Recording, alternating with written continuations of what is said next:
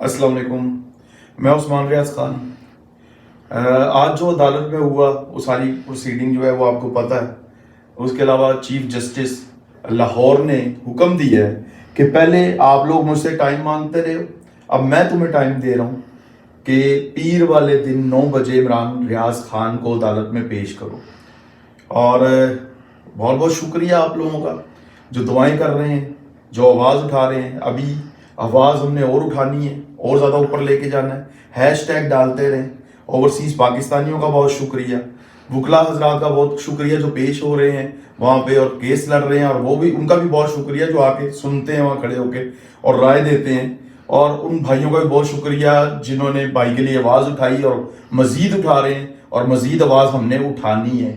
وہ شخص ہم لوگوں کے لیے ہمیشہ بولتا رہا ہے، ہماری آواز بنا ہے، آج ہم نے اس کی آواز بننا ہے۔ زندہ ہے عمران کی صورت، زندہ ہے ارشد کی صورت، زندہ ہے صدیق کی صورت، زندہ ہے کوڑے بھی کھا کے، زندہ ہے جیلوں میں جا کے، زندہ ہے پرچے کٹوا کے، زندہ ہے، زندہ ہے صحافی، زندہ ہے۔ بھئی اعتراض اس بات پہ نہیں ہے کہ عمران ریاض کو گرفتار کیا گیا، ہم کسی کی گرفتاری کے خلاف نہیں ہیں۔ اگر حکومت کو یا ریاست کو کسی سے کوئی پرابلم ہے، کسی کے بولے گئے کسی لفظ سے پرابلم ہے، کسی کے لکھے گئے لفظ سے کوئی پرابلم ہے، تو وہ ان کو بلائے، گرفتار کرے، پوچھے کورٹ آف، لیکن ہم کہتے ہیں کورٹ آف لاء میں تو اس کو پیش کیا جائے، اس کو عدالت میں تو پیش کیا جائے۔ لیکن جس انداز میں گزشتہ ایک ہفتے سے عمران ریاض خان کو لاپتہ کیا گیا، یہ تو گرفتاری نہیں لگتی، یہ تو اغوا لگتا ہے۔ اور ریاست پاکستان کا قانون کسی کو اغوا کرنے کی اجازت نہیں دیتا۔ ہم یہ سمجھتے ہیں کہ عمران ریاض خان کو عدالت میں پیش کیا جانا چاہیے، اس کے اوپر جو الیگیشنز ہیں وہ کورٹ کے سامنے رکھنے چاہیے، عمران ریاض خان کو اپنے دفاع کا پورا حق دیا جانا چاہیے۔ لیکن جب تک یہ سب کچھ نہیں ہوتا، ہم یہ سمجھیں گے کہ عمران ریاض خان کو اغوا کیا گیا ہے، اور ہم اس اغوا کی شدید مذمت کرتے ہیں۔ میں نے یہ جو بات میں آپ سے کرنے جا رہا ہوں بہت سے مواقع پہ کی ہے، اور پاکستان کے جو آج کے حالات ہیں ان حالات میں یہ بات لگتا ہے کہ پاکستانیوں کے لیے ہی کہی گئی تھی۔ ملک کے نامور قانون دان اعتزاز احسن صاحب، ہم تمام صحافیوں کے دوست ہیں، انہوں نے ایک دفعہ کہا تھا کہ جب ساؤتھ افریقہ میں اپارتھائڈ چل رہا تھا، گوروں اور کالوں کی لڑائی چل رہی تھی،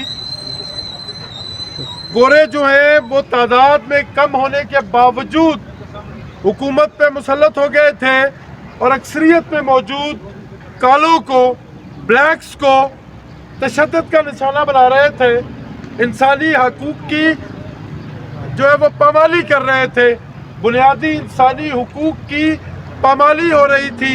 تو ایسے سارے ماحول میں ساؤتھ افریقہ کے ایک شاعر نے ایک نظم لکھی۔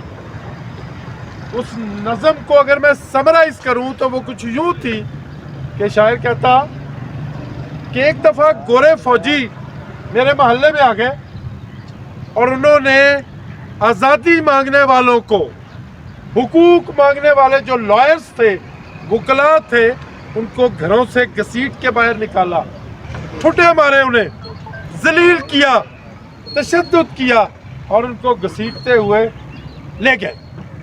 میں یہ سب منظر دیکھ رہا تھا، میں نہیں بولا کیونکہ میں وکیل نہیں تھا، میں لائر نہیں تھا۔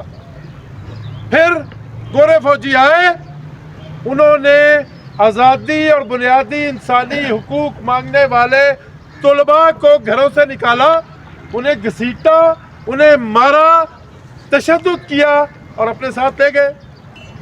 میں یہ سب کچھ دیکھ رہا تھا، لیکن میں نہیں بولا کیونکہ میں طالب علم نہیں تھا۔ انہوں نے یہی سلوک کسانوں کے ساتھ کیا، میں نہیں بولا کیونکہ میں کسان نہیں تھا۔ उन्होंने यही सलूक आज़ादी और बुनियादी इंसानी हुकूक मांगने वाली ख़वातीन से किया। मैं नहीं बोला क्योंकि मैं खातून नहीं था।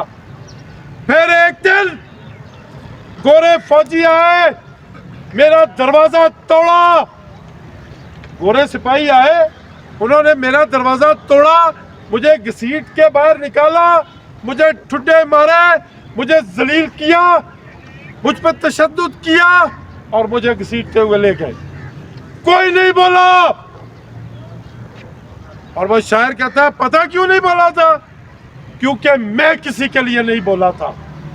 आज हम जो लोग यहाँ पे जमा हैं वो इमरान रियाज खान के लिए जमा नहीं है, हम अपने लिए जमा है।